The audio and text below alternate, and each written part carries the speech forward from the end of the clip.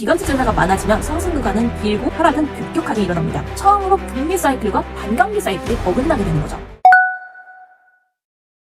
비트코인이 지난 6주간 약 25% 이상 급락하며 최근엔 약 8만 1000달러 선 아래로 떨어지기도 했고 기술주 위험자산 전반이 동반 약세였습니다. 핵심 원인으로는 금리 인하 불확실성, 단기 유동성 흐름 위축, 레버리지 청산 증가가 있습니다. 먼저 금리 인하 불확실성에 대해서 먼저 살펴보겠습니다. 시장은 미국에서 금리 인하 시점을 앞당길 것이라 기대했었으나 연준의 발언으로 시장이 예상했던 완화 속도, 시점이 늦춰졌고 결과적으로 위험자산 선호가 줄어들며 비트코인이 타격을 받았습니다. 두 번째는 단기 유동성 흐름 위축입니다. 정책상 유동성은 완화되는 방향이지만 RRP 잔고가 바닥을 보이고 은행 지급준비금도 위험 구간에 가까워졌고 TGA는 급격히 불어났습니다.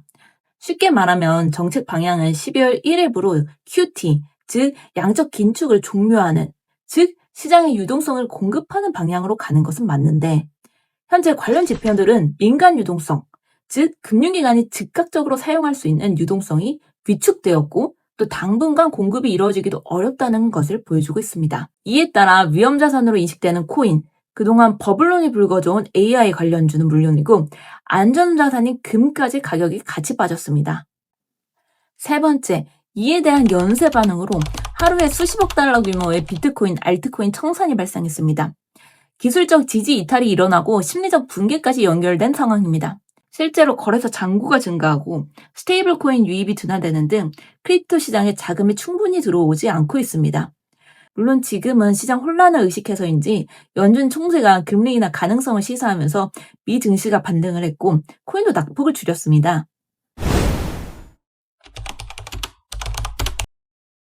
저는 2019년도부터 크립토 투자를 해왔습니다. 사실 제 채널에서 그동안 제 업과 관련된 내용을 다루다 보니 부동산 관련 콘텐츠들을 많이 올렸었는데 사실 제 자산 증식에 가장 큰 역할을 한 건 크립토였고 현재도 제 포트폴리오의 가장 큰 부분을 차지하고 있습니다.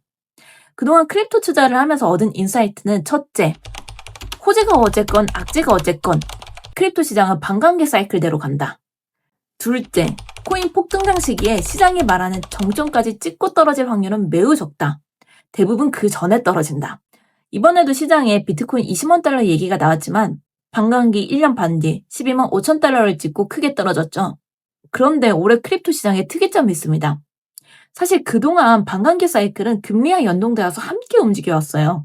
물론 금리 인상이나 유동성 축소 이외에 크립토 시장 자체에 대한 신뢰도가 급감하는 사건이 항상 따라붙긴 했지만 큰 사이클상 금리 인상 시기와 함께 하락장이 따라왔습니다. 그런데 이번 하락장은 단기 유동성 공급만 축소됐을 뿐 중장기적인 관점에서는 여전히 금리 인하, 유동성 확대 기조예요. 처음으로 금리 사이클과 반감기 사이클이 반대 양상으로 어긋나게 되는 거죠. 그렇다면 현재 문제가 되고 있는 RRP 잔고, TGA, 지급준비금이 어느 정도 정상화되고 나면 그리고 설령 늦어지더라도 내년에 금리 인하가 시작된다면 그때는 어떻게 될 것인가 하는 논쟁이 남게 되는 거죠. 두 번째, 크립토 시장은 이제 금융자산과 유사한 움직임을 보이고 있어요. 즉, 기관 투자자 비중이 매우 커졌다는 말입니다. 이들은 매크로 환경을 반영하며 상승장일 때는 분할 매수, 포지션 누적을 통해서 평균 가격을 조정하고 위험이 포착될 때에는 리스크 모델에 따라서 정해진 룰을 넘는 순간 동시에 기계적으로 매도가 나갑니다. 즉 기관 투자자가 많아지면 상승 구간은 길고 기울기가 완만해지고 하락은 급격하게 일어납니다. 이번 사이클은 2022년 말, 2023년 초부터 상승장이 시작되어서 반감기 이후 올해 10월까지 약 2년 10개월의 길고 완만한 상승 곡선을 그리다가 폭락이 왔죠. 지난 사이클을 보시면 약 3년간의 상승 구간 중에서도 2020년 3월부터 2021년 11월 약 1년 8개월 동안 개인 투자자, 언론의 엄청난 관심과 환호와 함께 급격한 상승, 하락, 상승 패턴을 보이다가 본격적인 하락장에 들어간 것과는 차이가 있죠. 즉 이번 사이클은 사이클 길이는 이전과 같지만 코인 시장의 구조가 과거와 완전히 달라지고 있다는 것을 보여줍니다. 반감기라는 공급 쇼크도 여전히 중요하지만 기관 투자자가 많이 유입된 만큼 금리 유동성의 매크로 사이클의 영향력이 점점 커질 수 있다는 말입니다. 그럼 향후에 어떻게 될 것이냐? 유동성 방향만 놓고 봤을 때 시장은 분명히 유동성을 푸는 쪽으로 이동을 하고 있습니다. 그렇다면 현재 문제가 되고 있는 RRP, TGA, 지급준비금이 어느 정도 정상화되고 나면 설령 늦어지더라도 내년에 금리 인하가 시작된다면 그때는 다시 코인 상승장이 올 것인가? 아쉽지만 금리 인하는 위험자산 랠리의 필요 조건이지 충분 조건은 아닙니다. 금리 인하만으로는 과거처럼 즉각적인 불장을 기대하기 어렵습니다. 그렇다면 코인 시장에서 강한 상승장이 열리려면 어떤 조건이 필요할까요? 첫째, 연준의 금리 인하가 경기 둔화에 대한 대응형이 아니라 성장 회복형이어야 합니다. 경기가 흔들려서 어쩔 수 없이 인하하는 경우에는 코로나 팬데믹 시기처럼 사상 최대의 유동성 공급을 하는 경우를 제외하고는 시장이 오히려 금융위기 패닉에 빠져서 위험자산에 대한 선호도가 살아나지 않습니다.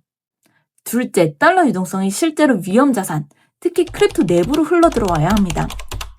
이는 발행될 때 반드시 담보가 들어오는 스테이블 코인 시가총액 증가, 거래소 잔고 감소 등을 통해서 유추할 수 있겠죠. 이 두 가지 조건이 동시에 충족될 때 비로소 코인 시장에 강한 상승장이 열릴 수 있습니다. 즉, 금리 인하만으로는 부족하고 자금 흐름의 방향성과 강도, 그리고 크립토 생태계 내부의 유동성까지 함께 맞물려야만 과거와 같은 불장이 진행될 수 있습니다.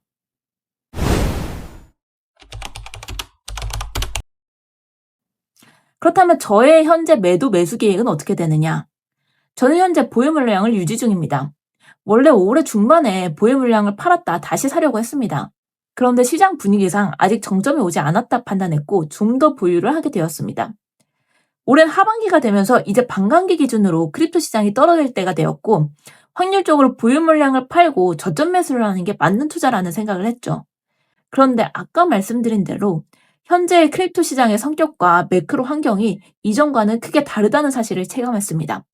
그렇다면 매우 낮은 확률로라도 만약 하락장이 훨씬 더 뒤에 온다면 또는 일시적인 하락 후 상승한다면 그때의 손실 위험이 코인을 그냥 들고 있을 때의 위험보다 훨씬 클 것이다 라는 결론을 내렸습니다. 왜냐? 코인은 어차피 상승할 거니까.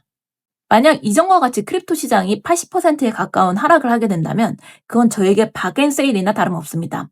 그때는 저번에 공유드린 용산 진입 계획도 다 포기하고 매집에 들어갈 의향도 있습니다. 물론 이건 제 상황에 맞는 결정이고 대출을 이용해 투자하시는 분들 또는 향후 2년 내에 투자금 회수가 불가피하신 분들은 원금 손실 최소화를 최우선 목표로 두고 신중히 결정을 내리셔야 할 것입니다. 크립토 시장에 대해 드리고 싶은 말씀이 너무나 많지만 오늘 영상은 여기까지로 하고 앞으로의 영상에서 더 자세히 다뤄보도록 하겠습니다. 감사합니다. 이 영상이 유익하셨다면 좋아요와 구독 눌러주세요. 여러분의 좋아요와 구독은 영상 제작에 큰 힘이 됩니다.